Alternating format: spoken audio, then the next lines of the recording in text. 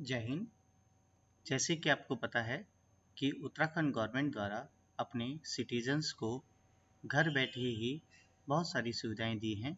जैसे आप घर बैठे ही अपनी EFIR लिखा सकते हैं, किराएदार या कर्मचारी का सत्यापन भी आप घर बैठे ही कर सकते हैं, या कोई आपको शिकायत करनी हो या अपना चरित्र सत्यापन बनाना हो तो आप घर बैठे ही सभी चीज़ों को अप्लाई कर सकते हैं। आइए जानते हैं कि आप इस समस्त प्रकार की सुविधाओं का लाभ कैसे उठा सकते हैं।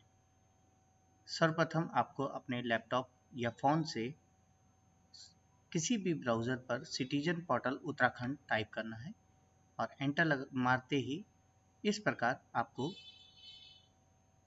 उत्तराखंड गवर्नमेंट की एक साइट दिखेगी जिसमें पुलिस सिटीजन पोर्टल लिखा है। इस पर आप क्लिक करेंगे। क्लिक करने के बाद आप सीधे ही उत्तराखंड पुलिस की साइट पे आ जाएंगे। आप इसको नीचे स्क्रॉल करेंगे।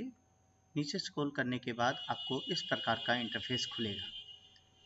ध्यान देने वाली बात यह है कि आपको इन सारी सुविधाओं का लाभ उठाने के लिए सबसे पहले अपनी यूज़र आईडी और पासवर्ड क्रिएट करना होगा। यूज़र आईडी और पासवर्ड क्रिएट कैसे करेंगे? यहाँ पर आपको यूज़र नेम दिख रहा है, यहीं इसी के आगे आपको रजिस्टर दिख रहा है। इस बटन पर आप क्लिक करेंगे। क्लिक करते ही आपके पास इस प्रकार का फॉर्म खुल के आ जाएगा। आपके द्वारा फर्स्ट नेम पे क्लिक किया जाएगा। फर्स्ट नेम आप अपना नाम भर दीजिए, मिडिल नेम में अपना मिडिल नेम भर दीजिए और लास्ट नेम में अपना लास्ट नेम भर दीजिए। यहाँ पर आपको जेंडर सेलेक्ट करना होगा। यहाँ पर आपको ईमेल आईडी डालनी होगी। फ़ोन नंबर में ध्यान देने वाली बात यह है कि यहाँ पर आपको 91 लगा के अपना फ़ोन नंबर डालना होगा। यहाँ पर आपको आइडेंटिफिकेशन टाइप शो हो रहा है जिसमें Aadhaar card, arm licence, driving licence, income tax, PAN card number, passport, ration card और वोटर आईडी कार्ड दिखा है। इतने सभी प्रकार में से किसी एक को आप चयन करेंगे और नीचे उसकी डिटेल डाल देंगे कि आपका आधार कार्ड नंबर क्या है, वो आप डिटेल यहाँ डाल देंगे।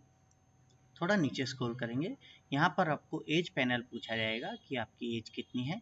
आप अपनी लगभग यहाँ पर जितनी भी आपकी एज है आप लगभग यहाँ पर अपनी एज डाल देंगे।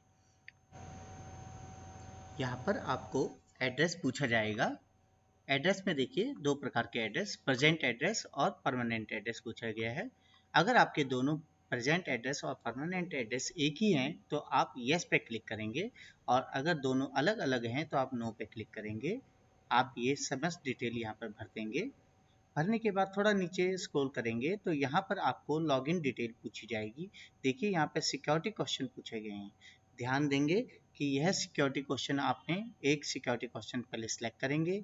आप इनमें से किसी एक भी सिक्योरिटी क्वेश्चन को सिलेक्ट कर सकते हैं और आप यहाँ पर उसका आंसर डाल देंगे, जो भी आपने आंसर डाला है, और उसे ऐड करेंगे। ध्यान देंगे कि आपके द्वारा दो आंसर को ही ऐड किया जाना चाहिए, अन्यथा यह सेव नहीं होगा। दूसरा, आप कुछ भी सेलेक्ट कर सकते हैं कि what is the name of your city of birth. तो आप यहाँ पर कुछ भी जो आपका सिटी ऑफ बर्थ है ये आप टाइप करेंगे। आप इन्हें याद इसलिए रखना आपको बहुत ज़रूरी है ताकि अगर कभी आप अपना पासवर्ड गुम हो, आपसे मिसप्लेस हो जाता है या आप अपना पासवर्ड भूल जाते हैं तो आप इन्हीं दोनों सिक्योरिटी क्वेश्चन का आंसर देके अपना पासवर्ड दोबारा क्रिएट कर सकते हैं। देखिए मेरे द्वारा दो सिक्योरिटी क्वेश्चन यहाँ पर उनके आंसर दे दिए गए हैं। यहाँ पर आपको लॉगिन आईडी पूछा जा रहा है कि आप अपनी लॉगिन आईडी क्या बनाना चाहते हैं। लॉगिन आईडी कुछ ऐसी यूनिक आईडी बनाइए जो पहले ना बनी हो। तो आप यहाँ पर जो भी लॉगिन आईडी बनाना चाहते हैं उस लॉगिन आईडी पे आप यहाँ पर बना लेंगे और आंसर पर क्लिक करेंगे। आंसर पर क्लिक करने के बाद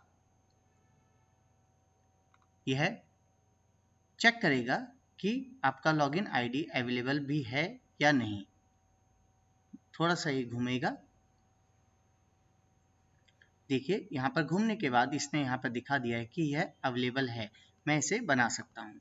और अगर यहाँ पर नॉट अवेलेबल रेड कलर का लिखा होगा अर्थात यह आईडी किसी और के द्वारा पहले क्रिएट कर चुके हैं। यहाँ पर आप पासवर्ड डालेंगे, जो भी आप पासवर्ड क्रिएट करना चाहें उसे यहाँ पर क्रिएट करेंगे। और नीचे कंफर्म पासवर्ड लिखा है। इस कंफर्म पासवर्ड के आगे भी आप पुनः वापस जो आपने पासवर्ड क्रिएट किया है उसको डालेंगे। नीचे आपको कैप्चा दिख रहा है, आपने सेम कैप्चा यहाँ पर डालना है और फिर आपको सबमिट का बटन शो होगा। इस सबमिट के बटन पे आपको क्लिक करना है।